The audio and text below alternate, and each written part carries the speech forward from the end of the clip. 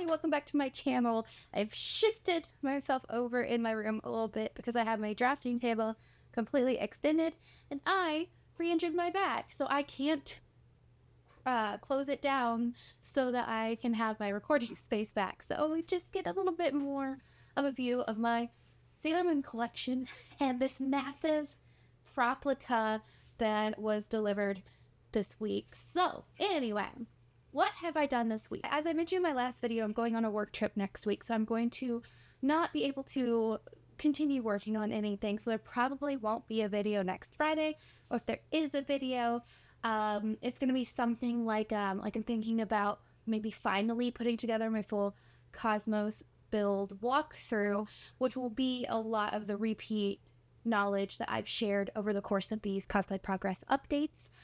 Or it will be a video about making your own continuous bias tape, which is a skill I recently picked up this past week. I'm very proud of it. But yeah, so those are my options. It really just depends on how next week goes, because I will not be back in my studio until Thursday, I think. So there's just not a lot of time to really record anything new. So that's my plan for next week. But what did I do this week? So, I continue to work on Frieren, and let me tell you, I don't know why, Frieren has been way more complicated as a build than I thought it was going to be. I looked at her and I'm like, cool, this is a princess theme dress, long sleeves, capelet, done. Not that big of a deal. When in reality, it turned out to be a really big deal. I think I explained that I had made my own striped fabric instead of waiting for fabric to arrive, which I'm very happy I did. I think I have a video of it up on the mannequin, but I also have it right here.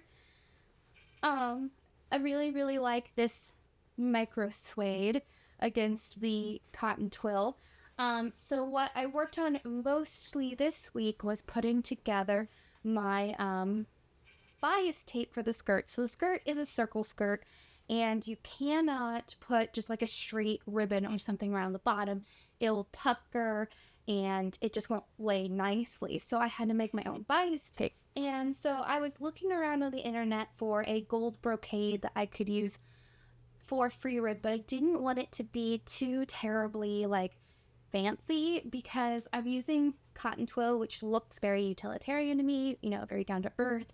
So I didn't want the gold to really stand out all that much. And as I mentioned in my last video, I got this gold fabric and it looked more tan to my husband. To me, it just looks like pale gold, but I went ahead and painted it.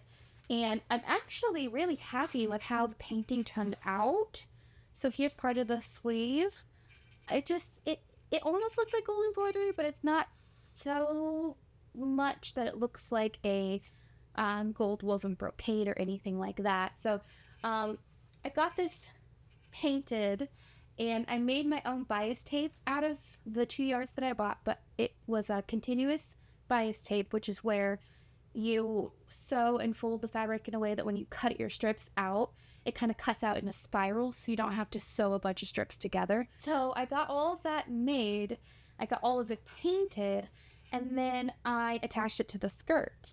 So it's all attached to the skirt. I haven't had her back up on the mannequin to get a really good view of what it looks like, but it's all on there. And the problem was this week was sewing this onto the skirt. I did not think about the fact that this damask is thick. It's heavy. It's like curtain fabric, you know, it's a very nice sturdy fabric. And it doesn't like being bias tape. It doesn't like being wide bias tape. It seems to do all right when you do it in the center section, but in this wide strip, it didn't like it. So I was fighting getting that onto the skirt. I think I sewed it on and ripped it off at least 4 times before I figured out that I just had to work in sections so that I could really ease the fabric into its shape. I also had to pre-iron it around the skirt to help ease those fibers into that rounded shape. So she's on there, and so we are mostly done. I have the sleeves cut out, ready to go. And then, as I showed you a moment ago, I also got the sleeve cuff put together, and I was letting the paint dry. So I actually didn't have a chance to put these on yet. I have a very specific way I'm going to put these onto the sleeve because I want to use a lining. And I'm pulling from the Jekyll and Hyde that I made that had a lining. And so I think if I try to explain it here, it'll make zero sense. So I'm just going to record it later whenever I get around to doing this and show you in my next update, because it's going to be a bit weird, but I think it's going to work. But I do really like the way that the cuffs look.